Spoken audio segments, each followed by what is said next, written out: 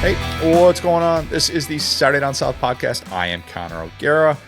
Will, there is so much going on. We've got a lot to get to today. By the way, right before we hop on, Bill Belichick-UNC actually happening. Mm-hmm. Holy cow. If that were the only thing going on, we'd still probably be calling it a busy news week. But there's a lot of other things to be able to get to, and we will have some thoughts on that in a bit here. And I kind of feel bad being super playoff heavy lately, and I know that's dominated the conversation, and that's going to be the case over the next 5 weeks. So we're going to have very little playoff talk today, but we will have Jalin Hyatt, the former Tennessee receiver. He's coming up in a bit to talk some current Tennessee playoff things, and went back to that team a couple of years ago. So we'll have that plus Lad of the Week. But I just thought we'd hit on some Heisman things, portal quarterback, some of these coaching moves, Bill Belichick going to UNC. Golly, what a time to be alive. What a sport, man. Yeah. I mean, it's an insane week, man. And to your point, it's like, yeah, the playoff season, the football kind of like media sphere is extending the calendar more and more. And so it's all about the playoffs now. And I feel like everyone's talking about that, but I do like the move to just kind of move away from it because objectively, yeah, Bill Belichick's situation is even weirder than the playoff. This is, each week I feel as though we say to ourselves, this can't get any weirder. And then it just goes and gets weirder every week. College football has just become one big onion headline. Constantly. I love it, though. Absolutely love it. All right, Heisman field. It is announced. Heisman finalists, Dylan Gabriel, Cam Ward, Travis Hunter, Ashton Jeanty. First time we haven't had an SEC player in New York since 2017. Mm-hmm. That was really similar to this year, actually, where there just wasn't one SEC player who emerged as that kind of obvious candidate. Kerryon Johnson ended up being the highest SEC finisher at 9th that year, and it probably didn't help the cause that he was banged up going into that SEC championship and didn't necessarily have the final note that he was hoping for. I honestly don't know that we will see an SEC player finish in the top 10 of the Heisman voting this year. And that would be pretty historic when you think about it. Like, is there one that you think belongs there? That belongs in New York. Well, I can't No, not in New York. I'm talking about top 10. That's the cool thing. You don't have to talk about your ballot. Yeah. Yes. I mean, I could make the case that Dylan Sampson does. Mm-hmm. I would like to see Dylan Sampson show up in the top 10. Is there anyone else that I would feel like, oh my God, how could they not be part of the top 10? No. And that's kind of the problem. Maybe you'd push back and say, oh, Jackson Dart, he deserved to, blah, blah, blah. It's like, I watched those games and I watched how much his struggles late in those played a part in Ole Miss ultimately not getting to the college football playoffs. So it's a little bit tougher to me to argue for. It's not to say he's a bad player or anything like that. But yeah, I just don't think that there was that obvious candidate emerging from the SEC where you just felt like, yeah. And with all due respect to what Shane Beamer said about Lenora Sellers, I probably am still not quite putting him as one of the 10 best. I think he deserved to be an all SEC quarterback, and I would have had him first team all SEC, no problem. But to be one of the 10 best players in all of college football, I think he was a little bit short of that, even though he was awesome down the stretch. Does that answer that question in a roundabout way? I mean, I think it's so fascinating, right, with the storylines coming into the year about all these veteran quarterbacks, Beck, Milroe, Ewers, coming in the SEC. Everybody, I feel like it was very rare to find. Even Iamaleava had the bowl game, had the kind of so it felt like we were in almost like a golden age of SEC quarterbacks with the new teams coming in. And we're sitting here going, I guess Dylan Sampson. Yeah. Last time in SEC... Last time we didn't have an SEC player finish in the top 10 of the Heisman voting was 2005.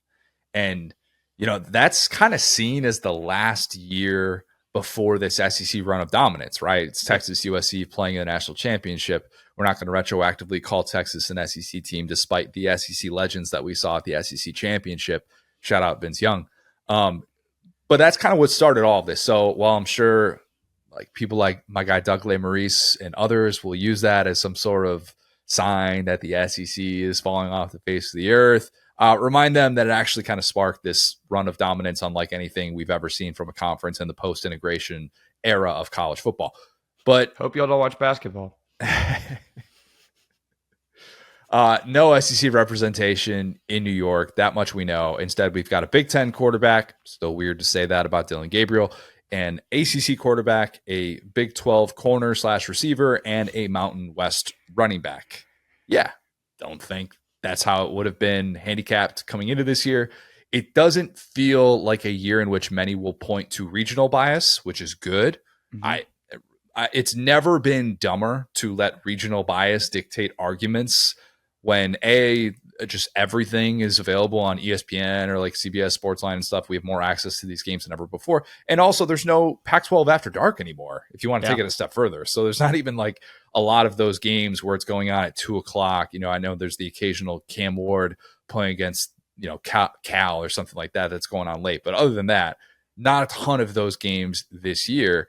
You've got a really interesting Heisman field, in my opinion. And I'm not one of those people that's like every year is amazing for it. I think this year's been really fun because of how wide open some of these arguments have been, and because of I some think of the most interesting Heisman finalists of our life. I think when you go down the list, okay, Dylan Gabriel started at UCF, Oklahoma, 2-time just Hawaiian, left-handed, like 5'11" with a rocket arm. He's just a weird player. Cam Ward, unknown air raid guy, transferred from Washington State, which, I mean, obviously he's at Miami and that's what's getting him there. But also regionally, like there's this little weird corridor and kind of a fifth of America that all these guys were playing in for a minute. But anyway, Cam Ward, kind of a weirdo. Travis Hunter, we've really never seen anything like that. And then, of course, Ashton Jeanty, we talked about Pac-12 special, like his games were on at these weird times. You would just watch him destroying these teams. Buddy had the great game against Oregon. He had some of the bigger games. So, like, this is one of the farthest, one of those kind of like what we call group of five guys has gotten. He has a legitimate shot at the Heisman. Yeah, I think it's the most interesting like finalist I think we've ever had that I remember. 97 is still going to be more interesting for me. I think 2005 with Reggie Bush, with Vince Young, and the preamble that ends up being to the national championship, that still kind of takes the cake for me. And there are other years that we could look back historically and go, oh my God, Manti Te'o, Johnny Manziel, Colin Klein. That kind of stands the test of time in terms of ones in our lifetime. But yeah, playoff era, first time we've had a group of five finalists in the playoff era. Which is crazy. Like Ashton Jeanty is the first group of five running back. Oh, when is it? First non-power conference running back since LT at TCU 2000. If I'm not mistaken, I didn't just pull that out of my rear. I think that's actually a thing. That's going to be a tough one to search. I think I searched it the other day. But it's fascinating. Like the candidates are all over the place. Like we know with Travis Hunter, an even better version of Charles Woodson, Champ Bailey, like the Cam Ward thing, who, look, I think Cam Ward has been better than any Miami quarterback since at least Vinny Testaverde. And if you don't believe that, go back and look at the numbers and the surroundings of guys like Steve Walsh and Gino Torretta and Ken Dorsey. And do not tell me that Ken Dorsey did not have significantly better surroundings than Cam Ward and the defense that Cam Ward has to lift every single week. And then you're right, like the Gabriel thing too. And I was looking this up the other day because I think I've been more critical of Dylan Gabriel in the past. And I think I've accused him, and I'm not alone in this, of being a little bit more of a stat patter than a big time game quarterback. That's been kind of his knock coming into this year. But my favorite Dylan Gabriel stat is the fact that he is among quarterbacks that have at least 2 games against teams that finish in the AP top 25. He's now sitting there second in the last 3 years among all of those quarterbacks in quarterback rating. The only quarterback with a better quarterback rating against AP top 25 finishers during this little 3-year stretch, Stetson Bennett IV. Pretty clutch guy. And that was one of the things that I talked about a couple of years ago, why I ended up putting him on my ballot. And I did not expect to do that. But you're like, man, this guy just shows up in big time games. And Dylan Gabriel, to his credit, has done that. And he's been awesome in their 3 biggest games of the year, despite the fact that, he didn't have like some 45 or 50 touchdown season, but doing it for that Oregon team. So I agree with you. I love this field. I'm looking forward to way that this is going to kind of unfold with all the pageantry and stuff that's going to go into it on Saturday night. And look, remember, I promise I will disclose my ballot and all that stuff after this comes out. We're going to record not Sunday like we've been doing all year, but we're going to record on Monday. I'll kind of take you through the thought process of how I filled out my ballot. It was incredibly difficult. We are literally not allowed to disclose all that stuff beforehand. Oh, yeah. But I'll say this. I think this field is also awesome because it shows some evolution with the process. And if you're just saying that the Heisman is lame because it's just a quarterback award, my prediction and what I will go on the record as saying is I think for the second time in the 2020s decade, we're going to have a non-quarterback win the award. I think that's very, very likely. I'll be stunned if Cam Ward or Dylan Gabriel actually ends up winning it. Vegas odds would suggest that's not going to be the case. And maybe it's going to be the player that you want it to be. Maybe it won't be the player that you want it to be. I think it's going to be super close. And I know that filling this out was incredibly difficult compared to years past because I can make so many good arguments for a lot of these different guys. And I wrestled with it. I know throughout the end of this regular season, into conference championship weekend, even on Saturday, I'm kind of going back and forth in my mind. But yeah, I mean, the evolution is there. Like we had gotten too close-minded with running backs because remember, Ashton Genty is now the first running backs who get an invite to New York since Bryce Love in 2017. That's it. Goodness, man. Isn't that crazy? Talking about some dudes. Bryce Love. Hey, guys. Dynamic. But it's been that long. Yeah, been that long. I mean, 2 running backs invited to New York in the last 9 Heisman ceremonies. Derrick Henry, Christian McCaffrey, 2015, all that happens. And then 2016 to 2023, there had just been the one. And now Ashton Genty joins that group. And while real quick on that too, though, that's actually a really, really good point. I've noticed something kind of maybe related, unrelated, but like the NFL MVP, it's just you have to be a quarterback now. It doesn't matter how good you are as a running back, even if you have like a Michael Thomas season in 2019. It's like the Heisman is almost doing the opposite of that, where it felt like for about 10 years it was like the quarterback award, and then like the COVID year was just like, and since then it feels like everything has truly been. It's a narrative-based award. It's got a ton of voters. It's always been a narrative-based award, but it's not who's the best quarterback the way it is in the NFL, which I really don't like. Well, like I don't like the NFL version. Yeah, I mean maybe Saquon's going to win it this year, which. Yeah, that would be fire. Yeah, I mean that'd be fun to see as somebody that like he's my favorite NFL player. But I think part of it too is having more access to these guys, and you can see highlights from non-quarterbacks as well, and you can see, oh my God, Ashton Genty just broke off this 75-yard run against San Jose State to put it away, or wow, like did you see the play that we just watched Travis Hunter make to close out this game? And what he did forcing a fumble on the goal line against Baylor to lock up that. Like you can see these moments happen in real time. And it doesn't just have to be, did you watch the 11 o'clock Sports Center to be able to consume this? And so just from that standpoint, yeah, we don't have to just lock into quarterbacks. And it doesn't need to be a discussion about that because we're not trying to like minimize their impact or anything. It's just, we can take all of this and we should be able to decide for ourselves. And yeah, it's good that people banged the drum and said so loudly, oh, it's just quarterbacks, blah, blah, blah. It's like, well, all right, well, now there's legitimate pushback.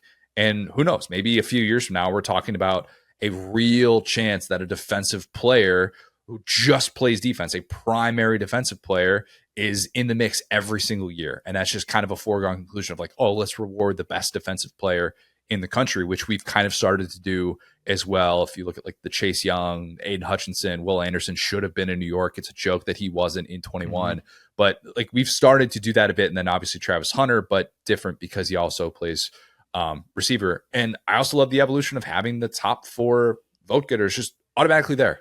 You know, don't worry how close it's going to be. Don't worry about, oh my God, like what if this guy in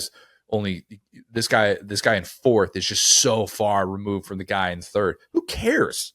Get all 4 of these kids to New York, and that's what they've been doing for the last 5 years, and that's good. All that I ask, and I hinted at this before, I love the pageantry of the Heisman, so like I'm kind of a nerd for this stuff, but if you're watching the Heisman ceremony, remember that they've got an hour to fill. Huge, my favorite big window. This is a television product.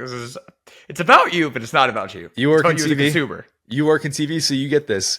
This is a television product. We are probably not getting the winner of the Heisman Trophy until 5 or 10 minutes left. All right, so just go into it with that perspective because we had this thing during the playoff show where people were mad that they went to commercial after 20 minutes. I'm thinking, guys, look, we're in year 11 of this. We know that reporters are on site. We know that they've got to set the stage. We know that they've got time to fill.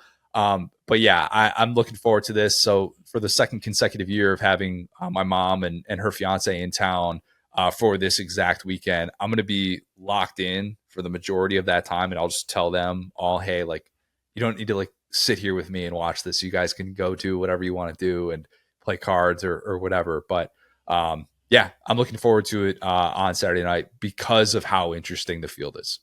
Yeah, for sure. I'm right there with you. And I think, just kind of the diversity of path here, right? And it goes without like I feel like we could kind of look back at this thing. And I as a society, we often do that. And we go, oh, it was easy. We all could have seen this coming. I mean, we did our non-quarterback Heisman, and dude, I was campaigning against Travis Hunter. And you were right about that. And there was a very like everybody was anti-Colorado to start the year, and nobody talks about that because they proved everybody wrong. It's time to talk about that. Like the Bud Elliott-led crowd that was just like Colorado's a joke. Everything they do is wrong.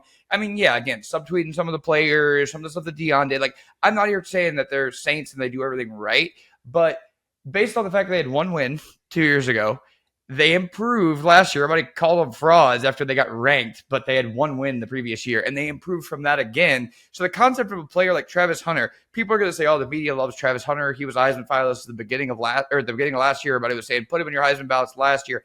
I get it, but at the same time, this year was the opposite. They had so much headwind coming into the year to say, oh, well, Colorado's, it's going to fall apart. Deion's lost the locker room. Nobody respects them. So the fact that a two-way player can make it as far as he has is honestly, you got to give some credit to coaching. And yeah, it's all PR because that's what Deion's great at, and it's a PR-based award. But, and again, like you could go up and down this list. There's not a guy on here who is a first-chance guy.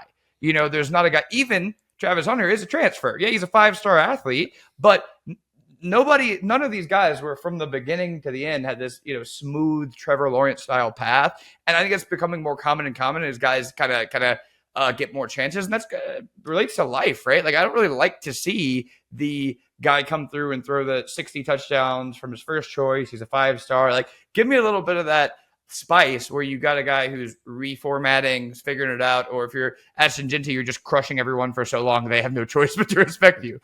Look, and let's be clear, Travis Hunter would be getting this type of attention even if his coach were Barry Odom. Oh, yeah.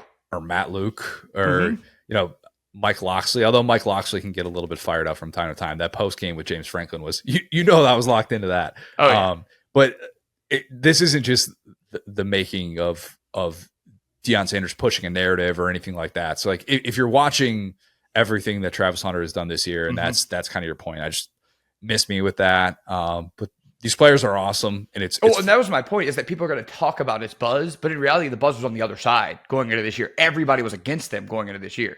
Yeah, and instead, what he has done to be able to prove so many people wrong is incredible. And look, if you would have told me coming into the season with Ashton Ginty that a group of 5 running back is going to have such a big army of supporters, and it's not going to be a matter of, oh, will he get to New York? It's will he win the Heisman Trophy? If you had told me that coming into the year, even as someone that's considered one of the best backs in college football, I'd be like, guys, it's a group of 5 running back. What are we talking about? But the fact that he's obviously on the cusp of this Barry Sanders single season rushing record, and we didn't draft him either because every other year it feels like there's a group of 5 guy who's awesome, who has these gaudy stats, and people just don't care. And the key is Boise kept winning, and they made the expanded playoff. And so that is a team that has directly benefited from this. Definitely, 100%. All right, Heisman, Saturday night. We will have, of course, some full thoughts recapping that with the pod that we record on Monday out on next Tuesday. Let's talk about some portal quarterbacks. Well, the portal is hopping right now. And I know we say this at this time every single year since the portal has become a thing, really since NIL and the loosened transfer restrictions have become a thing. It's been popping in a different sort of way. But I love that the portal technically didn't open until Monday, but we already had a bunch of these guys announce their intentions to enter the portal, which is no longer frowned upon. You can just come out and say, yeah, I'm going to enter the portal. And then it's just, when does that officially happen? I saw the first extension I've ever seen with Dylan Stewart. Did you see that? That's not the first. That's not the first. That is, oh, come on. I said the first I've ever seen. Quinshot Judkins, like 2 years ago, they tweeted out a picture, the Grove Collective, which in hindsight now, looking back, funnier, right? That extension kind of mattered. Yeah. But that's now what you have to do. Nebraska fans were up in arms and trying to figure out, oh my God, is Dylan Raiola going to enter the portal? What are we doing? And that's now the new norm. I'm seeing that like come up left and right. Like that is a real thing of an extension, a restructured deal to be able to keep your underclassmen stars. Dylan Stewart, that's going to be so much more common now. Mm-hmm. But yeah, let's talk quarterbacks, because history tells us that you can absolutely get a quality quarterback in this window. And if you don't believe that, remember that in the last 2 years, 4 of the 5 quarterbacks who earned Heisman Trophy invites transferred during this window, with the lone exception being Jaden Daniels, who also transferred, but not until February. At least that's when he announced, and he transfers to LSU, sort of a mid-spring deal in March. Also, look at the playoff right now. The 12-team playoff field as it relates to portal quarterbacks, because you got Dylan Gabriel, Sam Levitt, Quinn Ewers. Yes, he was a portal quarterback. He left Ohio State technically. Riley Leonard, Will Howard, Curtis Rourke. Half of those guys, former portal quarterbacks. So it's obviously a huge like decision for a lot of these programs to be able to make. Do we need a guy in the portal? Can this be the difference in us getting to the college football playoff or not? And I'm not saying that any of these guys who have already entered the portal are destined to do that, but it is at least noteworthy. So here are the noteworthy quarterbacks who have hit the portal: Jackson Arnold, Connor Wakeman, Miller Moss, Malik Murphy, Darian Mensah, but he also just committed to Duke to replace Murphy. That announced via Pete Thamel earlier today on Wednesday. Braylon Braxton. We had Luke Kromenhawk from Florida State, the true freshman. And then now you're making guys up. No. Like decorated true freshman. Like FSU fans were like, this guy's a quarterback of the future. Caden Salter, Thomas Castellanos, and then Michael Van Buren. Yeah, that one noteworthy as well. Those are guys who could all be starting for core 4 teams next year, and it wouldn't surprise me. And by the way, 3 of those guys were once QB1s at SEC schools during the 2024 season. So let's start with them. Jackson Arnold leaving Oklahoma is both not surprising and pretty wild. 2 things can be true at the same time. It's not surprising because Brent Venables hired Ben Arbuckle, the 29-year-old OC from Washington State, who worked with Cam Ward last year and worked with John Mateer this year. There's, at least at this time, speculation that it could be kind of a package deal situation where maybe Mateer follows Arbuckle to Oklahoma. Call it the Vandy, New Mexico State blueprint, if you will.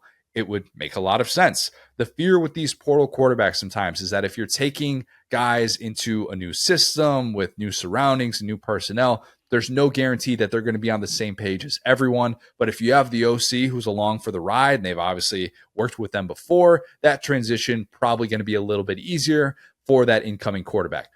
TBD on what that looks like for Oklahoma and how that hire will determine Venables and his time in Norman. That's obviously his biggest hire to date. As for Jackson Arnold, him transferring made me hark back to the stat that I brought up with Chris Plank earlier in the offseason. And it's truly wild. And I don't even think Oklahoma fans fully realize this until I saw it getting some traction. I had some Oklahoma fans be like, "That, how can this possibly be true?" But it is. Oklahoma's last starting quarterback who started and finished his career in Norman was Landry Jones. Of note, Landry Jones is 35. He's older than I am. Okay. And look, I feel for Jackson Arnold because he was expected to be the guy to break that. And he was going to be the next man up at a place where the surroundings are usually so ideal. But we talked about it so much throughout the regular season. He ends up getting an entirely new offensive line. By the end of September, Oklahoma's without its top 5 receivers. And he's got a defensive-minded head coach who has zero tolerance whatsoever for turnovers, which Arnold obviously struggled with early on. He has the OC change that happens midseason. A fresh start can do him well. On3 reported that he would have an Auburn visit. Honestly, if I'm picking a destination where I would like to see him end up without any sort of specific intel, I would like to see him end up at Mizzou and in that Kirby Moore offense. If he stays there, use him like Brady Cook. Maybe the fact that Jackson Arnold didn't play particularly well in that game against Mizzou is going to kind of scare them off. I don't know. We'll see on that. But I just don't think that we've heard the last of Jackson Arnold as a starter, and probably not even within the SEC. But he needed a fresh start, and hopefully he's going to get an ideal one, maybe at a place like Mississippi State. A lot of moving pieces with that quarterback room right now. 3 pieces. 1 piece. I believe the linking of Jackson Arnold and obviously Mississippi State with the Lebby reunion potentially. That's one of those moving pieces. And when I think it was On3 who reported that there could be like that could be the destination for Arnold, everybody's like, "Oh yeah, it makes sense." We saw Lebby work with him when he was a true freshman. But one of the other moving pieces, true freshman, Michael Van Buren, guy that I thought showed a lot of promise this year, he hits the portal. Surprising. I thought Lebby was going to build his offense around him. I thought that's why you started true freshman in that spot. Obviously, he wasn't the starter for the entire season. The Blake Shapen injury opened the door to that. Speaking of Blake Shapen, he suffered the season-ending injury in September. He's coming back. Yeah. He'll be 24 in January, in case you were wondering. Oh, my God. Yeah. Old dude. Been around. So for Lebby, maybe this is kind of a 2-for-1 situation. Like, if you're all in with Van Buren, you're probably losing Shapen. Shapen's going to go spend that last year of eligibility elsewhere, and you're likely not bringing in someone like Arnold, who is 2 years removed from being a top 10 recruit in the 2023 class, and the type of guy that, let's just be honest, Mississippi State is typically not getting a quarterback like that on the high school recruiting trail. I think it's fair to say that. Door A is for Arnold and Shapen. Door B is just Van Buren. I'd also probably, if I were Jeff Lebby, pick Door A, which, again, this Jackson Arnold to Mississippi State thing, nothing's official there or anything. But if you can sell it to Arnold, hey, like maybe you're going to start in 2025, or at worst, you'll be able to hit reset, spend a year learning under Blake Shapen, and then the job is all yours, and you can take this thing and run with it. As long as you're not dead set on playing this upcoming year, and you could be in a situation where maybe you're the guy throughout spring, or maybe you're even competing for that starting job with Blake Shapen, that's a little bit of a different selling point. Maybe. Do you think they could keep? I feel like for both of those guys, though, that's not a great situation, because if Shapen's 24, if he loses that job, he's just done. Like, there's just no option. He's done anyway. He's 24. I get it, but those guys often like to end up at a Rice or something to where they can just play. Whereas, like, if you're Jackson Arnold, like, I feel like enough coaches will come in and say, hey, like, I feel like being a backup at Mississippi State for Jackson Arnold is not going to work for him. Let me just put it that way. I think he has enough interest to where that probably will not be in the cards for him. I would agree with that. I would tend to agree with that. But I'm saying, like, if that's worst case scenario, if you end up going to Mississippi State, it's just like, oh, hey, Shapen is kind of still there as the guy, and maybe you're just waiting on him to have one bad game and then you get to take over, or he gets hurt or something like that. Or maybe Jeff Lebby's telling Blake Shapen, what do you want your next chapter in life to be? If you want to coach, the coaching tree for Jeff Lebby is pretty vast. And there's a lot of different connections there that would work out well for him. Maybe he's thinking of something like that. I don't know. There's a lot of things. Again, a lot of moving pieces right now with the Mississippi State situation. Maybe Jackson Arnold ends up at Auburn. It was friend of the program, Justin Hokanson, who reported that Arnold has a visit to Auburn lined up. I would like that for both parties to a certain extent. I am not convinced that Auburn's offensive line would be a massive upgrade over the mess that he left at Oklahoma, nor am I convinced that Hugh Freeze is a mastermind at helping quarterbacks with ball security issues. And that's kind of the knock against Jackson Arnold. Small sample size, but still a sample size against SEC competition. But I would like the idea of him getting to throw the football to Cam Coleman and these young receivers, and possibly more via the portal, just like they tried to do with Keandre Lambert-Smith, and it worked out very, very well. That's what we thought we would see with Jackson Arnold working with Nick Anderson at Oklahoma, but he was basically out the entire year. Nick Anderson also in the portal now. Arnold is going to be a tricky guy to project. Real quick on that, I'm glad you brought him up. So I got a buddy who's an Oklahoma fan, which we've never really talked football until this year. And one of my buddies goes, hey, who's Nick Anderson? And we're both just start laughing because it's like, we haven't seen this guy in like a year. Like, just a casual LSU fan is like, who's Nick Anderson? Because you haven't seen him in a year. It's actually like, wait, an Oklahoma fan asked you who's Nick Anderson? No. Oklahoma fans in the chat. LSU fan asks him who is Nick Anderson, and me and the Oklahoma fan are laughing at like, we haven't even thought about this guy in months. And that goes to show, like, this Oklahoma situation is kind of nobody's fault. Like, maybe I'm just more positive than the average lad, but like, you look at Nick Anderson, it's like, if Jackson Arnold had that guy, he at least would have a safety blanket or something. Yeah. Granted, he's never been healthy, but point being, like, that's just the beginning of the iceberg of what happened at Oklahoma. So Jackson Arnold, I don't think is broken or anything. Like, I think he just had a horrible, unlucky year. And thinking about Nick Anderson made me go, wow, that was like 10 disasters ago. Nick Anderson was really good in 23, and he was the hero of the Red River rivalry game. So that to me, like, Oklahoma fans, that was one of those guys that they absolutely wanted to stay, and unfortunately, it just didn't line up. And the injury timing, we tried to play after a nagging injury in fall camp, and then it just did not work out for him. It's too bad. But yeah, Jackson Arnold, he's going to be one of those guys where it's going to be tough to have preseason conversations about him. And when we're projecting and trying to figure out, is this guy destined for success? Because he's still incredibly young. And how many quarterbacks experience a year with one of these things? An entirely new offensive line, your top 5 receivers are all out by the end of September, and a midseason OC firing. Yep. If any one of those things happen to a quarterback, it would be worthy of kind of an asterisk with their season. And maybe there's a little bit of extenuating circumstances with an OC getting fired as a result of bad quarterback play or something like that. So I'm not totally dismissing that. But Jackson Arnold had all 3 of those things happen. And that is not normal by any stretch of the imagination. So speaking of Auburn, Will. Speaking of abnormal things. Yeah, speaking of very abnormal situations, the Caden Salter situation is a bit abnormal. That potential reunion with Hugh Freeze would make a lot of sense. Wouldn't have to sit here and try and decipher that, a la Bill Belichick to UNC. But he seems to be casting a pretty wide net. That is Caden Salter. And if you recall, the Liberty quarterback very briefly entered the portal last year, coming off the New Year's Six bowl berth. They get smashed by Oregon. And then he very quickly took his name out after everybody and their mother assumed that he was going to be the next quarterback at Auburn. He ends up having a much different 2024 than expected. The efficiency fell off a cliff, accuracy issues with kind of in a variety of different ways. They struggle with drops as well, but he failed to hit 60% completion percentage in 8 of his 11 games.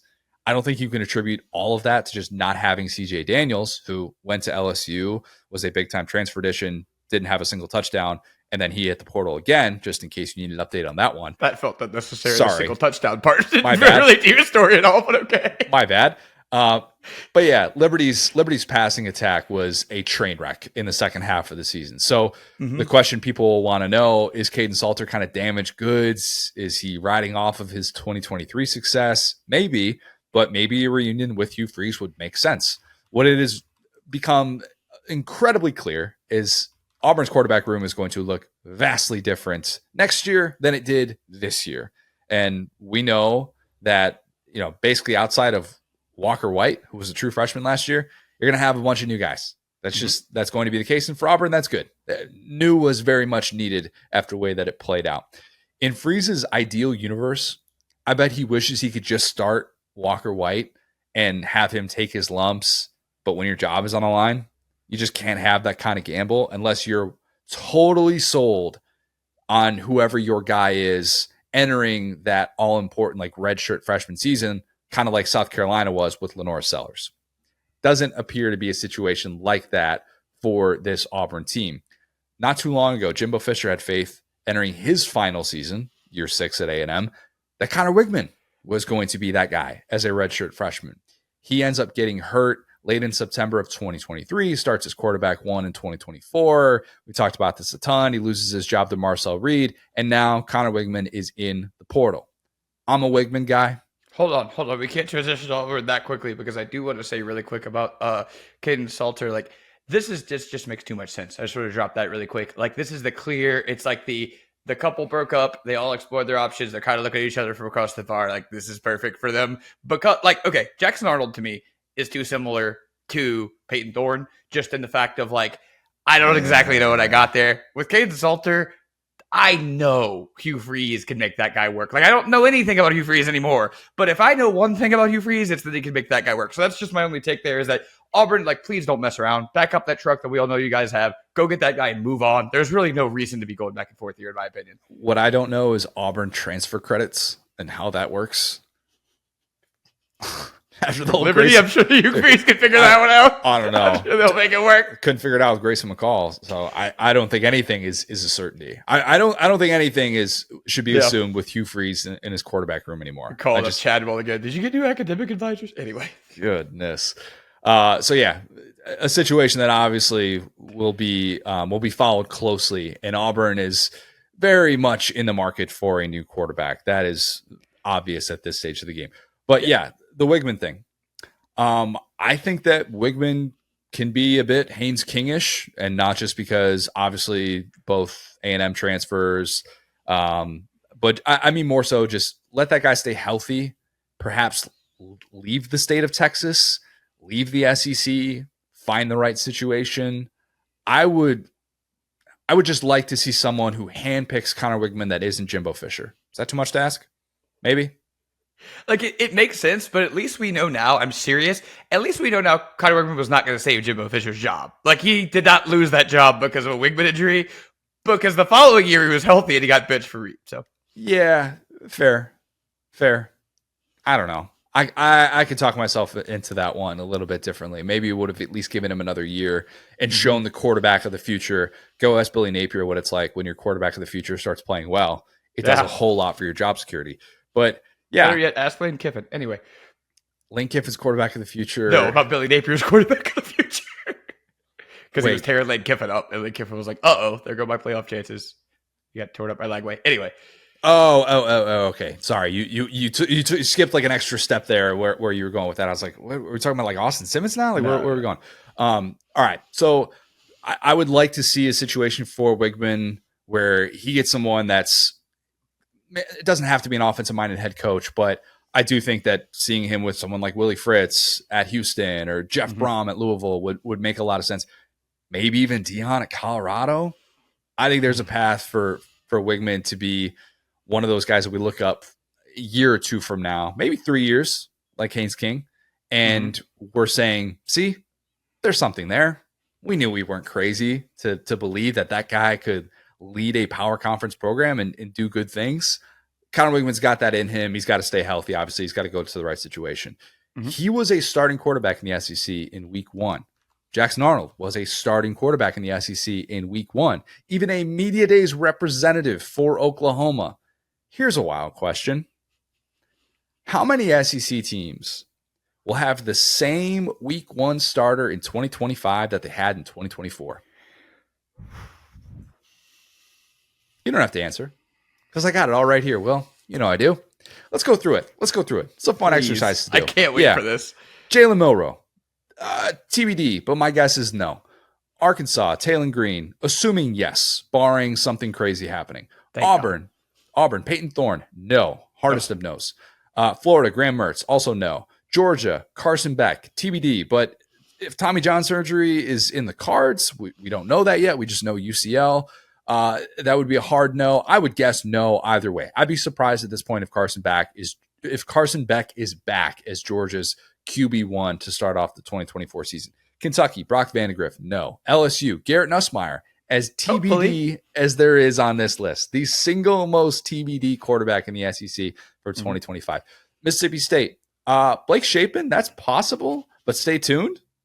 We don't know if he's going to win that job. Way ever. Yeah, technically. Maybe. Yeah, 24 years old. Mizzou, Brady Cook, no. Oklahoma, Jackson Arnold, no. Ole Miss, Jackson Dart, no. South Carolina, Lenore Sellers, yes. Tennessee, Nico Iamaleava, yes. Texas, Quinn Ewers, no. Even though he does have a year of eligibility left, he participated in the Senior Bowl or in Senior Day. Arch is coming. Damian Harris did throw out the possibility of Quinn Ewers to Bama, and I was like,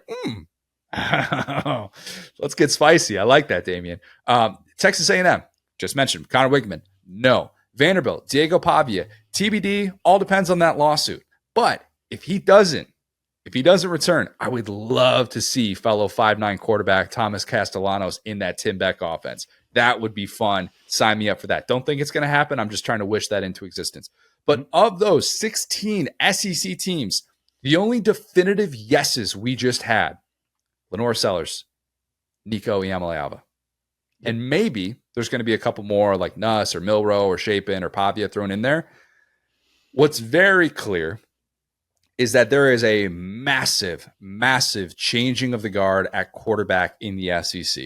And these portal moves reflect that. I would expect Sellers and Nico to be preseason all SEC guys unless Milroe and Nussmeier and Pavia returns. Even if they all kind of do, I could still make a really good case that Sellers certainly deserves to be part of that. Nico might end up being, I need to start over and say this clearly because this is going to be something I'm going to repeat throughout the offseason. I need to get it right the first time I say it. Nico might end up being the only SEC quarterback who started in week 1 who comes back as the starter with the same OC. Think about that. Yes. And I got to figure out too. Let's see. So Sellers didn't start a game last year, did he? Did not start. Did not have a passing attempt against an FBS team in his true And freshman Nico season. famously started the bowl game, but that was like it. So those two guys combined for one kind of lame duck bowl game start before this year. So what we're really talking about too is like you either got to get the unknown commodity and hope it works out, and then you might get 2 years of that. Because if you have an incumbent guy, he's gonzo. It either doesn't work and he transfers, or it works and he's in the NFL. It's tough. Yeah. Tough thing managing a quarterback room. And it just I used to do the thing where I'd try and I know Adam Rittenberg does this for ESPN every once in a while too. And it's kind of a fun thing to look back on. It's a very thankless exercise, but the future quarterback rooms, trying to project those out and what they're going to look like in this era of college football, forget about it. Forget about it. I mean, it is just so difficult year to year to predict how all of these teams are going to break down. And even if you're a team like Alabama that's actually had some continuity at the quarterback position, they still lost Julian Sayin right after he was supposed to enroll at Bama. Mm-hmm. And they bring in Mack over from Washington, who follows DeBoer, and they still have had turnover there. Let's see what happens with the Ty Simpson situation. And we don't know what's going to happen with Milroe. Like, there's just always going to be this movement. So to project quarterback of the future is harder than ever. If you're Tennessee, with the way that it lined up with Nico, that's kind of the exception to the rule. It really is at this point. And he was a famous NIL guy too. Like, it was just like, whatever. Like, yeah.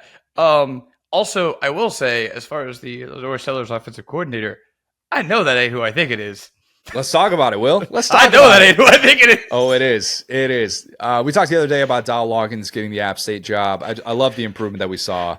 By the way, real quick, just to put a bow on Dow Loggins, his tenure at South Carolina, because it was met with kind of an because South Carolina had been basically told by Shane Beamer that they're going to go out and make a big time splash. There was speculation, would Dan Mullen accept a job like that? And it ends up being a guy that's relatively unheard of at the college ranks, someone that was kind of doing a transition job as the tight ends coach at Arkansas. Sam Pittman just wanted him on his staff. And so Beamer ends up going after someone like Dow Loggins, who did just great things in his 2 years with those quarterbacks. The improvement we saw from Spencer Rattler in his pre-draft season, and then obviously the improvement of Lenore Sellers, very well documented. But yes, promoted from within and promoted in a hurry, Mike Shula. Analyst to OC, that Mike Shula, Bama fans. You lived in the state of Alabama when Mike Shula was the head coach at Bama. How about it? I got to text Marler after this, man. That is a guy whose name has been a punchline my entire life. And I don't even know he's a bad coach. I just know he didn't work at Alabama. And I was going to say, this guy is not a bad little tenure as an assistant, though. Not but bad. He hasn't been in college. That's what I was going to. That's why it was such a shocker to me. He hasn't been in college since the Alabama gig. He's literally been in the NFL. Well, no, constantly. That's last year. That's what I'm saying. Is that last year he was hired by Beamer as an analyst, and this is kind of becoming the norm of have this. Hire someone that you respect as an offensive mind or something like that, defensive mind, and bring him in as an analyst. That's, the Nick Saban thing that's very well documented. But the step further to take is promote them to OC if you have a vacancy and have kind of an OC in waiting. Georgia did that with Mike Bobo. Oklahoma did that with Seth Luttrell. Very different levels of success with those two. Georgia fans, this is me sticking up for Bobo. All right. Yep. Put that on the record. But this felt like Beamer's way of I don't necessarily think it's taking the easy way out to do this, but he's basically said, is there a way in which my quarterback, who blossomed in the latter half of the season, doesn't have to start over? If I believe there is, let's make it happen. And knowing Beamer, I can guarantee you that he sat down with Sellers and they discussed the future of the offense, what would kind of serve him best. And this is the move that you make. Now, we'll play the results with that. If Mike Shula ends up being a dud, then we're going to blame Mike Shula for the lack of progression for Lenore Sellers. And we can just have Mike Shula in our lives again. That was before my time when I was talking about this conference, but I'm happy to open up a new chapter. Very happy. Bama fans, I'm sure you are too. I got to peep this schedule, because if we got Bobo versus Shula, buddy, break out the old almanac. Next year. No Georgia, South Carolina next year. So sad. This is what we lost in divisions, is the Mike Bowl. That would have been so electric. Just two guys your dad grew up screaming at playing college football or coaching college football in 2024. Yeah. Just fascinating. Wild times. Who says you can't go home? I already discussed the Oklahoma OC vacancy that was filled. Already discussed Scott Frost returning to UCF. Brian Harsin, he took off his Bama shirt, decided to join his stunt double, Justin Wilcox, as the OC at Cal. How about that? Call me crazy. I don't think Brian Harsin's going to like Berkeley. Am I wrong? That's hilarious. I got that one. Okay. Him and Hugh Freeze could start a podcast. Anyway. Yeah. Just bashing Berkeley. I'd listen. Yeah. A lack of coordinator changes in the SEC so far, though. That's kind of been, I think, a noteworthy takeaway from at least the early stages of the coaching carousel. Probably the lack of SEC head coaches getting fired is part of it. Mm-hmm. I wonder if teams wanted to get through signing day and not make those moves the same week, with the early signing period happening earlier than ever. And maybe there was a little bit of a desire to not have that coincide. And all of a sudden you got a coordinator that you're intending to fire, and it's Monday before signing day, or like 2 days before signing day. And you don't want to have that call with somebody that's been committed for 9 months or something. So there could be a little bit of that.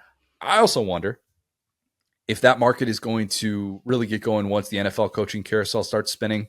We've talked in the past about how that's become a lot more interchangeable, NFL to college, college to NFL. That is not my way of saying that I think college head coaches are going to up and leave for the NFL like Jeff Hafley did last year, but those assisted vacancies could be filled by some college coaches like Liam Cohen did as the Bucs OC. And there could be moves like that happen. Look, a year removed for everybody saying nobody wants to coach in college anymore. We got Mike Shula and Bill Belichick moving on down. All right. Saying. So it's all cyclical, folks. The Bill Belichick thing should debunk that forever. Let's talk about it, Will. Please. The Adam Schefter tweets last year about, college coaches are sick of NIL. That's why they're leaving and going to the NFL, even though the numbers still don't really prove that's an actual trend.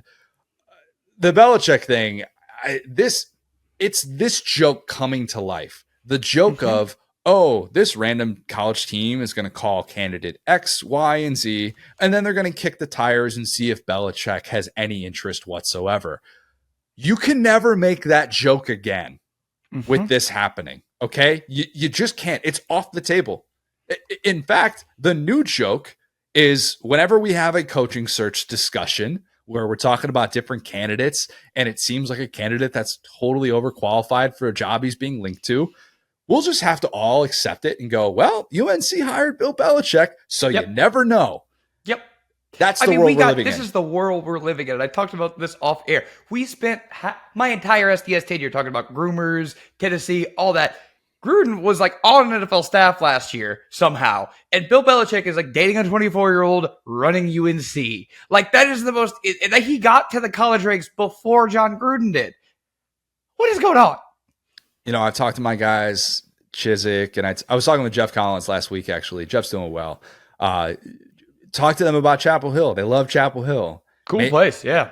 I have not been to Chapel Hill. I'm a big supporter of the state of North Carolina. Like if I was doing my states to live in rankings, North Carolina would be really high for me.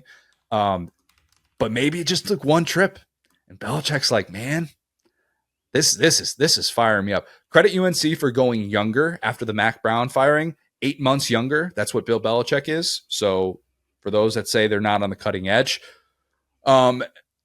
this is just so wild to process that I know we do the thing immediately when a coach is hired. Will it work? Will it not work? Is this a fit? Is this not a fit? People are saying, well, this just kind of shows you how transactional college football has become. And maybe that's why Belichick is seeing more of the side of it, or maybe he's just realizing that he couldn't get an NFL job. And this is a place that's actually hiring. And it's one of the better vacancies right now in college football, maybe the best vacancy. Maybe there's some of that, but the funny thing that I keep trying to project out in my mind, when we do the football life episode of Bill Belichick that airs on NFL Network or something like that, something that we'll watch 10 years from now, that UNC chapter, it's going to feel like MJ on the Wizards. Is it not? I mean, everybody's just going to go, why'd he do that? Well, what was the point? Connor, I have no idea what that's going to like. I wish I could tell you, we're laughing at the old, but you know what I immediately thought of, man? And everybody's going to call me crazy, but just hear me out. the way, if this were, I'm not going to say it's going to work, but the 30% Say it's chance, going to work. Say it's going to work. the 30% chance that it doesn't work is going to be based on this. Because get this, guys. Why were guys leaving college for the NFL? Salary cap management. Bill Belichick was a GM. This is the stuff that people are not talking about with this hire. Bill Belichick ran their drafts and managed their roster. That's the stuff coaches don't want to do, that Bill Belichick basically begged for in the NFL when no other coach was doing that. So in my mind, I'm like, dude, I bet his NIL pitch is dynamic. I bet he doesn't connect with kids at all. I bet he's not going to win the living room. But I bet when it comes to structuring a roster and doing incentive-based contracts and getting guys paid and taken care of, he's more progressive on that than 90% of coaches because he's done it his whole career. I'm looking down at my phone right now, so I apologize to you if it seems like I'm not paying attention. I'm just looking down to see. No, this is all just a massive prank. This isn't actually happening. There's no way it's real. You're right. You definitely are, and I do think that there's something to be said for that and the basic structure of the sport. Actually, the fact that it's become more attractive for someone like Belichick, and you can hire a general manager if you want to. You can come up with, what do they call it, like the Belichick Bible that he came to this interview with. It's just so funny to think about this happening because we're going to get the full athletic article. Boosters. I'm glad you said that because I read that and I wasn't exactly sure if it was real. Imagine you're those boosters. Like, it's probably like a fundraising event. Like, okay, we're gonna interview Belichick, guys. Look, we're gonna get all the boosters in here. Jordan might be there, whatever. We're gonna do an interview. We're gonna interview Belichick, and it's gonna be great. That's how big our brother.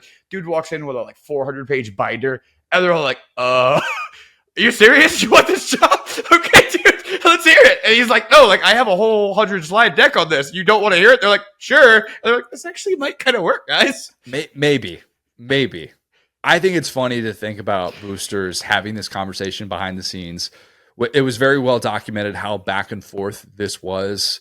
I had heard that there was a lot of push for Matt Campbell. I know that obviously, I think it was Football Scoop reported that John Summerall, the Tulane coach, the Kentucky coach in waiting, that he was somebody that was considered really attractive to UNC, and he ends up staying at Tulane. He gets an extension.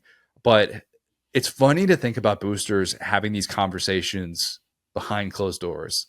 And someone at some point just stands up and goes, but it's freaking Bill Belichick, and he's interested. We have to entertain this. We have to do this for 3 years. What's it going to hurt if we do this for 3 years and just roll this out? Wouldn't we be crazy not to? From that standpoint, I kind of get the logic, because even if I oppose the hire, I would kind of listen to that logic and go, yeah, I don't know that we can turn down an interested Bill Belichick at this point. I don't care that he's 72 years old and that this move would have just been laughed out of the room at this time 2 weeks ago, and this would have made any sense whatsoever. But you know what? Let's just do it. Let's just have Bill Belichick out here coaching our team, coaching games on the CW. You got our boy. Oh, what's his name? The Tom Brenneman for Bill Belichick. That'd be great. Tom Brenneman is calling a CW game in which Bill Belichick is the head coach for UNC. I think about the relationships really quick that Bill Belichick is going to have, because we talk about night and day. I mean, bro, they already replaced the legend, right, in Roy Williams, and they did it with an eternal hire in Hubie Davis. What do you think those guys talk about? Because North Carolina's a basketball school, all right? So at the end of the day, you hire Bill Belichick, and that makes a nice splash, but the bread is still buttered with basketball. You know that guy's sitting there going, guys, I was an assistant coach for 10 years. I had to pay my dues, all this. Bill Belichick just shows up in his Bentley, and you guys just give him the job. He was prepared. I'm not going to, say that. But think about the other coaches think about him and Dabo talking about football. What are they going to talk about? Bill Belichick is going to be like, yeah, so have you seen these new analytics on fourth downs? And Dabo's going to be like, this is my analytics. Holds up the Bible. Belichick's like, can I leave? Do I need to be here? He's going to have to do a media days. He's going to have to do media days. He's going to have to do media days, Connor. He's done a lot of media this year that makes me think he doesn't hate media as much as he's been portrayed as hating media and admitting in front of media he hates media. So maybe there's something to be said for that. It is funny to think about all of the mundane things that he will be a part of with this larger than life persona everywhere he goes. Like, that guy's going to go to college sidelines and he's going to be heckled by drunk 18-year-olds who are close enough to be able to sit there and probably, I'm sure they would never, ever, ever bring his 24-year-old girlfriend into the conversation. Love whoever you want. Who am I to judge? I'm just saying, if I had to guess, if I had to project what that pushback will be from opposing fan bases, that might get brought up a time or two, if I'm guessing. Mm-hmm. But it's very funny to think about Bill Belichick in our sport. And not just in our sport, but at that job specifically, and why it all of a sudden just feels like anything is possible if that can happen. And think about this other little layer too. And everyone's going to go, that doesn't matter. But at every step, they've proven it does. Remember who the secret character was in the NIL operation that got Bryce Underwood to Michigan. It was, of course, Tom Brady, which means that he is decently involved in their NIL. Like, he met with the kid numerous times. So there's going to be an athlete. I don't know who it's going to be. It's maybe got both of these schools in their top 5. Maybe it's not a 5-star if he's considered UNC. But imagine those guys recruiting against each other via NIL. And imagine the big-time target that UNC is trying to get.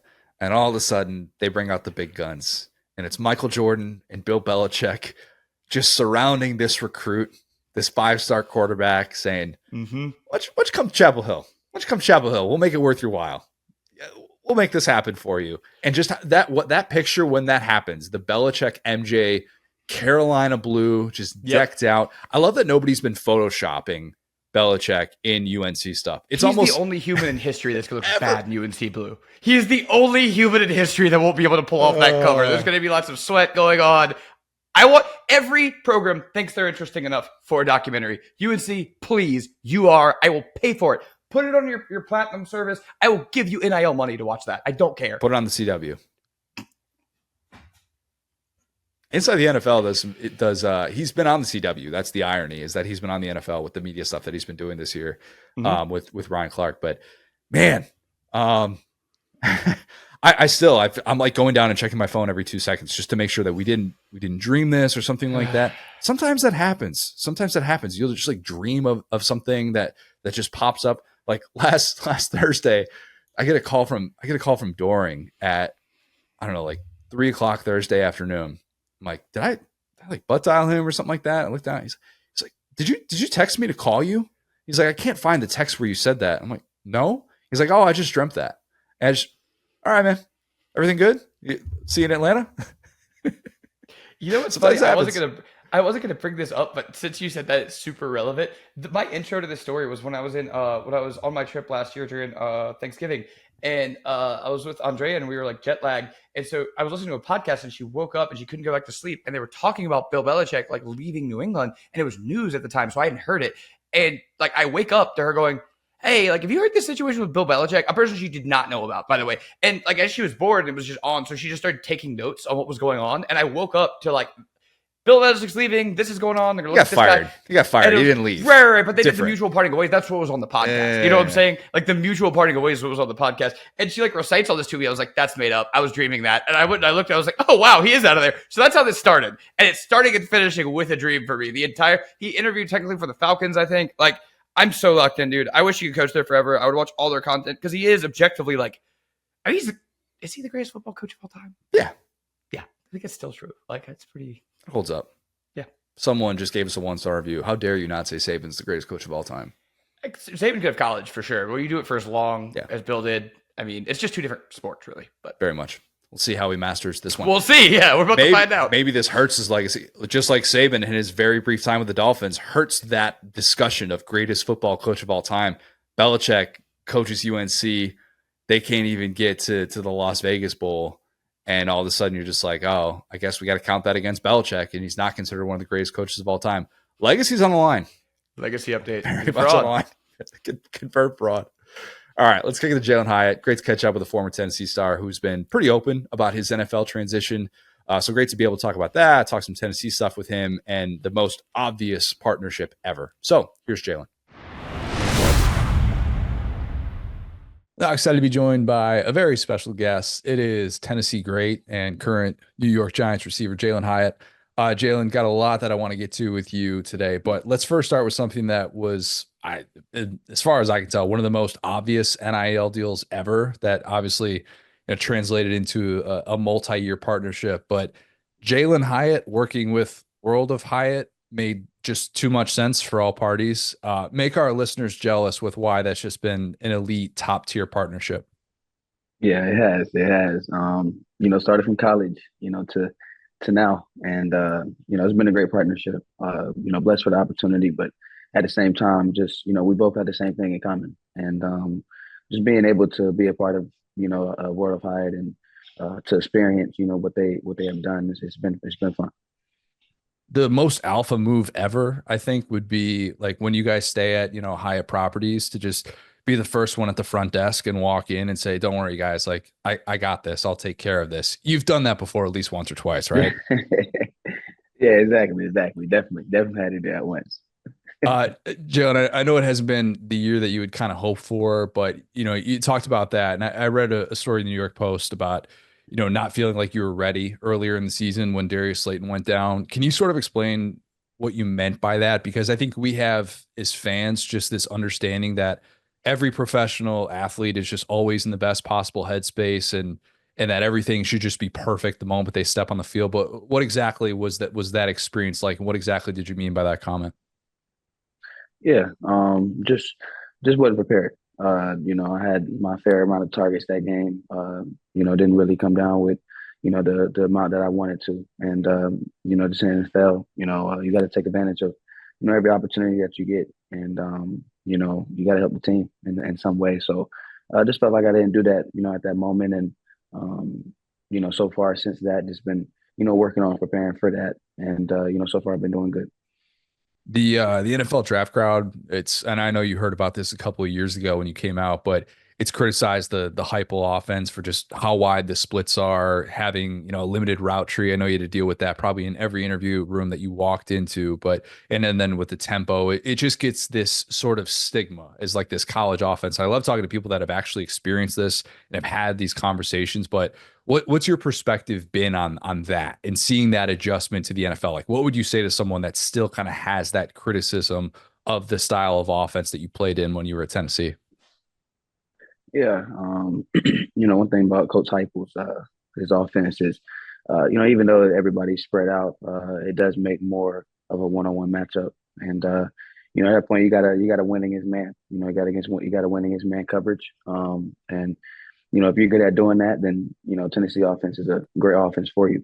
It allows you to have space, to create space, and not only that, you have the option to run your route. So, wherever you think is possible to get open, that's where you can go. And if everybody's on the right page and everybody's connecting well, that offense can be dangerous. And I feel like that's what me and Hooker did. Me and Hooker did. When we were out there, we always connected on the same page, knew what we wanted. Time we stepped on the field, so we kind of made it easy. But end of the day, that's just what it is. Both players, really the whole offense has to be on the same page. If not, then communication is bad, and it's hard to run that offense. You talk about being on the same page. You guys went through a quarterback change. Obviously, it seems like a foregone conclusion that the Giants will be drafting a quarterback. I'm not going to ask you to predict which quarterback you think the Giants are going to draft. We've got the HBO offseason show was awesome, and it was fantastic insight. And for everybody that hasn't watched that, they absolutely should. But is there a guy that you've watched at the college level this year that you kind of have your eye on that you'd be like, all right, it'd be a fun guy to catch passes from? Maybe it doesn't have to be one guy, but maybe a couple of those guys that you've looked at and gone, man, that's a guy that I could see myself getting on getting on the same page with and developing a nice rapport with. Yeah, I mean, there's a lot of quarterbacks that that's coming out that's pretty good. You got Cam Ward that's coming out with Miami. You got Shador over there with Colorado. Both I think playing at a elite level. But for here, I think the front office to make the right choice for us. Because we do have a good receiver room that can get open and that is explosive. So, we're ready for that. Whoever it's going to be, and whoever we draft, we'll make sure that he'll be ready, and make sure we're connected. Let's talk some balls. Tennessee in the playoff at 10-2. Be honest though, seeing this team go 10-2 and make the playoff in the 12-team field, while your 10-2 team was on the outside looking in of a 4-team field, different eras of the sport. But is it as great as it is as an alum to be able to like watch your team in the playoff and all that stuff? Is it a little bit bittersweet knowing that it's like, man, if our timing had been a little bit different, we could have been sitting exactly where this Tennessee team is right now. Oh yeah, definitely. We always want to, we all that group that we had at that time. We were special, we were close, and just to be around that group of guys again, it definitely would be fun, especially in the playoffs. But we kind of kicked ourselves in the foot. We lost South Carolina. So we kind of did it to ourselves. We won that game, we would have been in the playoffs, and we lost over there. So that's on us. But I'm confident in this Tennessee team. You got Dylan Sampson that can run the ball. Very very explosive. You got a defense that I feel like is probably the best defense Tennessee defense they had so far at Tennessee. So just watching it, and if both sides can connect, I think that's gonna be a hard team to stop. I know you only got 1 year with Dylan, but he's been unreal this year and very atypical for what the Josh Heupel offense is typically asked for in terms of its running backs. Usually several guys, and to have him just go all in with Dylan, man, it's been so different. What was your experience like with him in seeing what he was like as a true freshman? Because this is a guy that, yeah, he was like he had a bunch of offers, but wasn't necessarily this big time decorated recruit in a way that I think a lot of Tennessee skill players you just kind of assume that they are. Yeah, when he came in as a freshman, I knew he would. I know you, we instantly. I knew he'd be elite just because of how he could, catch the football out of the backfield. I think that's what kind of caught my eye with him was, how he can, do in the backfield as far as with receiving. Not just catching, not just running the ball, but put him out there and run routes. He's very well at doing that, and I think Coach Hype knew that, and took advantage of that this year. Allowing him to kind of be everywhere on the field and putting him in, positions that they know that he can win at, going against linebackers or whoever it can be. And then obviously, when he gets the ball in his hands, just great at creating separation, with the ball. So, when a running back can do that, he's hard to stop. So I've been proud of seeing what he has done. What's been your perspective watching Nico in his first season as a starter? Yeah, I think he's going to be special. Especially doing it as a freshman. It's hard to be a Tennessee quarterback, especially, when you lose. It's easy when you win, but, when you lose a tough game, it's tough. So just seeing him, bounce back from, tough games, in the SEC, it's been fun. So he's going to continue to develop and, he's going to be a special quarterback. Coach Hyde got him go. How much trash did you talk after the Bama win? A lot I did, a lot. We don't have that many Bama, Just one. Yeah. alumni in there. So, not a lot of talking in that locker room, but last year for sure, I definitely had it. So last year, I can't remember. Did you lose a bet last year and did you make one? Because Evan Neal's the only Bama guy on your team, right? Yeah, it was Evan Neal. Last year we had Ashawn Robinson was there. He's with the Panthers now. And then we had McKinney, the Green Bay safety. He's there now. He's with Bama. He was with us last year. So we had a couple of guys in that room that were Bama last year, but this year, just one. Okay, very different vibe. Your bye week lined up with the Georgia game. You didn't travel to Athens for that one, did you? I didn't. If it was home, then I definitely would have went. But when I knew it was at Athens, I hadn't my schedule hadn't been lining up with the Tennessee schedule. I can't come back to see a home game for anything, So I'm waiting for that bye game to hit where it's the perfect time and where it's the Tennessee home game so I can come back to it. But been out of luck for 2 years so far. No Georgia bets, right? Like that one probably at this point. That's Yeah, not the not smartest. Yeah. not a Georgia bet. We're going to win a game against them sooner or later, but it's going to be tough. What about this year? If Tennessee and Georgia rematch, something like that happened. I remember a couple years ago, some Georgia fans when you came on this show and said like, "Hey, if we had gotten another shot at Georgia, I think we would have won." Which I'd expect that's what anybody in your position would say. But do you feel like this Tennessee team would beat Georgia if it got a rematch? I've, this year been different, and I think any SEC team can beat any SEC team. It's been different this year. We've seen a lot of upsets this year. Um, you know, I if both sides of the ball can connect, defense and offense, they both play at a high level. Then Tennessee is a hard team to stop. But Georgia got a lot of players that's good, talented. So not only that, they have Kirby Smart. So I think he's a phenomenal coach. So it's gonna be tough. It's gonna be tough. But me, I'm gonna take the Vols, no matter what. But it's gonna be a tough.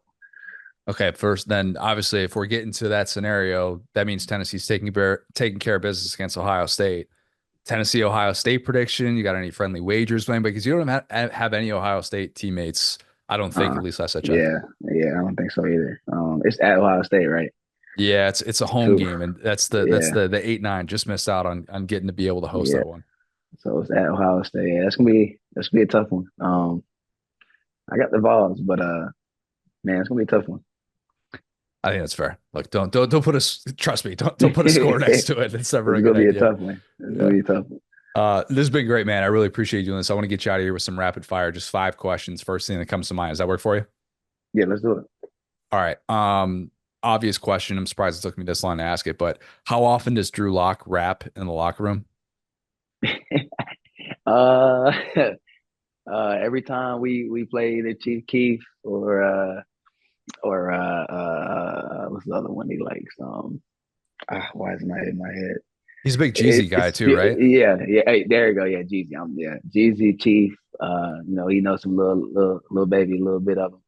We'll put some Gunner on. He knows some. So yeah, Drew he knows a lot of songs. I'll give him that. All right, which uniforms are better, the Tennessee Smoky Grays or the Giants 90s throwback uniforms? 2 Smoky Grays. Okay, agree to disagree. I think the 90s Giants are like just as good as it gets. That's my biased opinion. What was the moment that you realized Malik Neighbors was pretty darn good? Like a moment in practice where you just saw this guy and you're like, all right, this guy can line up anywhere. He can do anything. He just get the ball in his vicinity and he's going to make it happen. 2. Dang. Man, I'll probably say probably the joint practice we had against the Lions. Man, it was just unstoppable. Nobody could guard him. That's when I knew he'll be special. When you travel and inevitably check into a Hyatt property, what's the one thing that you must have with you?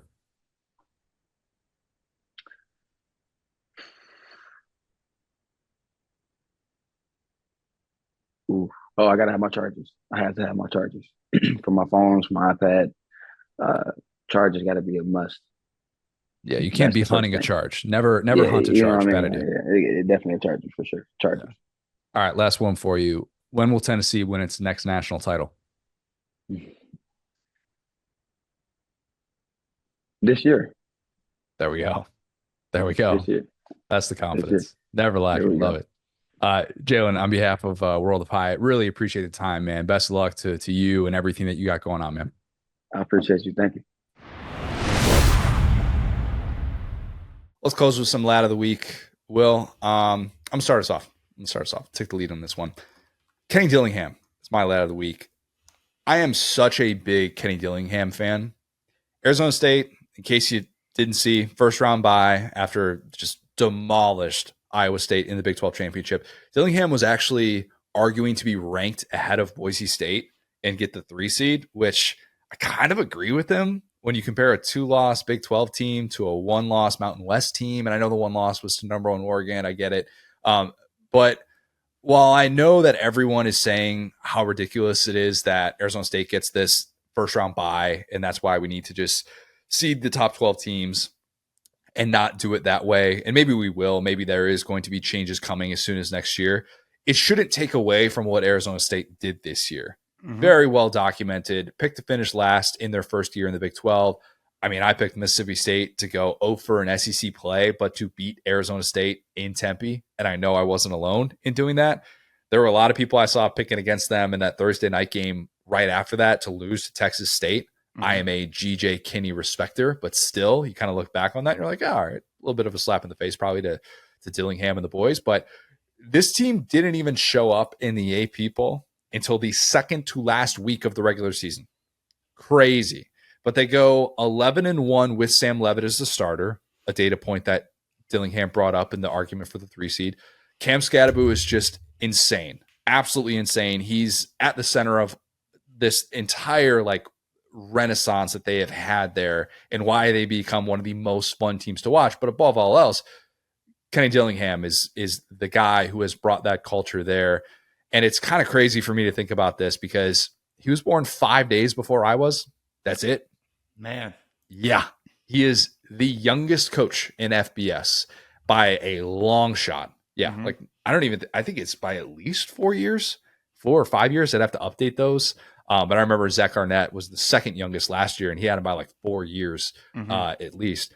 But I remember when Gus hired Dillingham as his OC at Auburn back in 2019, and that was right after Gus had taken play calling duties back, the old snip, snap of Gus and his play calling duties at Auburn. And I remember thinking at the time, Gus just hired a 20-something to be his lapdog and to get the title as OC. And Gus would never just give the title of OC to anyone and use that as a reason to pretend like they have more power than they actually do. He would never do that. Just kidding. He did that a lot. And look at him now, an OC. An OC himself. Not even a co-OC, but just a regular OC. So that's what good. They should have done. They should have made him a co-OC just to spite him for all that. They should have. They really should have. Just Mike Norvell. Just the most demoralizing You're the pass game coordinator, ever. Actually. You can't call any runs. We're going to give you the PCG title and co-OC. That's all you get. You can't just have standalone OC. You're not at that level just yet. 5 years after that happens, though, I mean, Dillingham is the head coach of a power conference champ with a first-round bye in the playoff. He comes off as really unique, I think, the way that he speaks to people. If you saw the end of that game against BYU, how ballistic he was going when they were debating adding a second onto the clock after everybody had stormed the field and all that stuff. But his passion, how he approaches situations, I think he's really self-aware. I do. And some might not like what he said about his players entering the portal, but I kind of loved it. If you saw the quote from Blake Neiman, this is basically what Dillingham said. He's like, I've had guys that have said they're going to enter the portal, but like I have no problem with them being able to do that and doing that in this window to maximize their value because it's a different discussion entering the portal now versus entering in the spring. But I told him, like, you could stay on the team and you could be part of this playoff run as long as you show up and take care of business, go about this the right way. I don't care if you sign your documents with another team, but if you want to stay on this team, that's perfectly fine. And we can make that happen. And I think, yeah, that's definitely a coach that wants to do right by his players. I also think it's a coach who's self-aware enough to realize, buddy, I'm trying to win 3 games here. And I don't want to go into this playoff with a bunch of my second stringers unavailable because I told them they couldn't stay on the team if they hit the portal. Arizona State needs that depth. They do if they're going to make a run in this playoff. But above all else, they needed a guy like Dillingham who could understand the dynamics there at a place that, look, nobody knows it as well as him. He grew up right there. He went to school there. Ryan McGee did a great feature on Dillingham for Game Day. And I thought it was a great question that Ryan asked about being at one of those places that everyone always wonders, why aren't you better at football? You're in Tempe, Arizona, man. You should be able to just get everybody that wants to come here. And it should be just a place that stockpiles talent. But for whatever reason, it's just never really been that. It's never really been that destination. As long as Dillingham is there, that is a real destination for a lot of people in college football. And I love the come up. It's been just one of those great stories in college football this season. Yeah, for sure. I mean, I'm right there with you. I'm not sure. Arizona State used to be number 1 or number 2 largest universities in America. And I think it's still, I don't think you get knocked off the top 10 very easily there. So I'm sure they're still about that size, but I'm right there with you. It's always been thought of as like a party school, really nice, like aesthetic there. The logos are really cool. Branded, like the Sun Devil is such a unique thing. It's really cool watching them play football. I just think they are a cool brand to watch. So I'm right there with you, watching a guy. And I mean, how fitting is it, right? A former Gus OC, like you were talking about. That's what I was like, kind of, dude, the Brett amount of Lashley and Kenny Dillingham, how about it? How about that? Yeah, exactly. That's kind of the best part is it's like, well, you really start to remove things from this Gus onion, and it's like it wasn't the quarterbacks. Some of them are starting. Bo Nix is a starter, like he's fine, and like it's not Malik Willis. I'm just saying, dude. Just saying. Like it like that's the thing is that you start to like remove all this stuff, and it's like at some point, dude, like even these OCs are kind of succeeding without you. So yeah, I think like kind of good for him that he got that shot. I know that sometimes you have to be a downtrodden program to even have that opportunity. But yeah, I think, getting into the Big 12, competing for it, they preserved one of my favorite stats that my boy Chris Brady always throws around, which is Iowa State has not won a conference title since the Ottoman Empire was around. Isn't that crazy? I like to throw that around, so it's good that he defended my favorite stat. So yeah, overall, like, I'm so fired up, and we've seen so many of these young guys, Levy being one of them, right? They get hired as kind of these offensive gurus. It's been around forever, right? It's almost how Lane Kiffin got started in a way back at Tennessee. And the ones that hit, buddy, oh, they hit. Like, I get why it's a success rate of maybe 10 or 20%, but the ones that hit, you get Sean McVay, all right, so I get it. And when they do, like, that feels like what Dillingham is at right now. He's building that kind of culture you're talking about, and they have massive alumni base. So you talked about Matt Berry, like, went there, and everybody knows an ASU person because there are so many of them. They're in a part of the country with a ton of wealth. So if not them, then who? Really, like, why not them? I wanted to go to Arizona State for about 3 weeks when I was in 7th grade. Actually, no, 6th grade. It was end of 6th grade. It was a big time for my college decision. I think I've told the story on the pod before, but spent a week out there going to spring training. Actually stayed at the same hotel as like a handful of the Cubs who were there for spring training, and our room was next to Moises Alou. Post Bartman, which was interesting. Just blasted music next door and walked around in his underwear, and have a picture that was in my family room for a solid decade of just us as kids with Moises Alou in boxers. So fun times that trip. And we went to Sun Devil Stadium and got to see all of it, got an Arizona State hat, and was like, this would be a fun place to be able to go to school. And then very quickly I realized I probably would not go to school very much if I went to Arizona State. And maybe for the best that I didn't end up going there. But yeah, big time come up. Big time come up. Biggest Arizona State relevance since Jake the Snake, and maybe even more, I mean, see, they did the Herm thing. That's the thing. It's like they've been quote unquote relevant. Yeah, but you're right. And that shouldn't be dismissed. But like, just in terms of, how about most respect? There you go. That's the thing. Because I remember LSU played them in 2005 after Katrina, and it was like a ranked matchup. And that was one of my first experiences with like an out West team that I remember. And I was like, wow, this is such a cool, proud brand. We had to relocate the game, obviously. Played well. And so, yeah, I kind of want to get back to that. Some of those, like, we see Colorado kind of back again, like those old school out West brands. How about the Big 12 adding the schools that they've added and the value that they have been able to bring? It's been fun to see. And, Arizona State, however long this run goes in the playoff, Kenny Dillingham is going to be one of the characters that'll define this college football season. Yes, 100%. I think mine, and full disclosure, I was telling Connor off here, didn't actually think the Belichick thing was going to happen. So he was going to be by that week. I said, hey, get the interview, get the free flight. Now I'm not sure if he's that week anymore. We'll be talking about it. But anyway, I think I have a much easier, happier story to tell, which is Juan Soto. Oh my God, this man just made the GDP of a small country. And good for him. He is a guy that I feel like I've enjoyed watching him play, and it's almost like you have to add up the several careers he's had at this point. Because I feel like we all remember him like as a young guy with the Nationals on that World Series run, all that different stuff. And it's like he has been on the Scott Boras World Tour, buddy. He started off as the young guy on his team that drafted him, got up out of there, ended up on the Padres, then the Yankees, and now he is on to the greatest thing you could possibly do as an American, the real American dream, scamming the New York Mets. It's a tradition as old as time itself. I remembered the other day that my boy, X's nose writer, Matt Toscano, was a Mets fan, and I said, I am done listening to you about the NIL. You guys paid Bobby Bonilla. Like, that's easy. So point being, this team, we all kind of know that no one is ever going to be worth this amount of money, but this guy is, 26. I mean, that's the thing. Like, you're making generational wealth immediately. You're young enough to be good at the early part of it. This is not like an Albert Pujols contract where it's like, you're kind of getting the respect of like the ticket sales. It's like, no, dude, even if you have a bad year or two, you're probably going to be fine. You played some DH, you can figure it out. So it's cool to watch a kid like that who has done things, in my opinion, I'm not that dialed in, but, kind of the right way, come up with his team, led them to the World Series, bounced around a little bit, obviously trying different stuff out. And that's what you do. Obviously, it's got like how, guys try different stuff with their young or whatever. It's like, hey, we tried the big markets. They played well pretty much everywhere. I mean, there was like, I wouldn't say that the early part of the Nationals, like the year he got traded, was great, but I mean, again, who cares? Like, it all worked out. So point being, like, it's so cool to watch a guy get money like that the right way, and where it's not like, oh, we got to pay like we see it with NIL, dude, where it's like we're paying 15 mil for a recruit that hadn't played yet. With Soto, it's like, no, dude, you've just kind of understood your value the whole way. You've played well, you've backed up your word, and now that word has gotten you this massive deal. And like, good for you, because we haven't seen this guy struggle yet. He's been under the bright lights. He's been in the playoffs. He's been awesome. He just helped lead the Yankees to a World Series as well. So it's kind of like, hey, you've already got the trophies on the wall, dude, where it comes to a World Series appearance, Silver Slugger, like all that stuff. Like, so a batting title. So good for him, man. I just want to shout that out. We barely talk about baseball. And when I do, it's something really impactful like that resets the market. But salary caps can be good.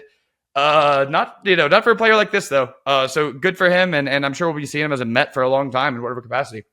Did you see the breakdown of the money per day, per week, per month? I don't have the tweet pulled up. And I can't remember who did that. So apologies, but it made me throw up in my mouth a little bit. Get yours. Congratulations. That's awesome. Next Ted Williams. Some are saying. Some have been saying that for 5 years. But it's ridiculous to think about how much money this will be spread out. Like how, like all the deferred money and the way that it works now is such a weird thing to try and wrap your head around, and why the cap just isn't really real anymore. With some of these pro sports. And I'm very thankful that at this stage of college athletics, we are not advanced enough where we have to understand deferred money in that sort of way. So that's good. And I'm very grateful for that. But $750 million.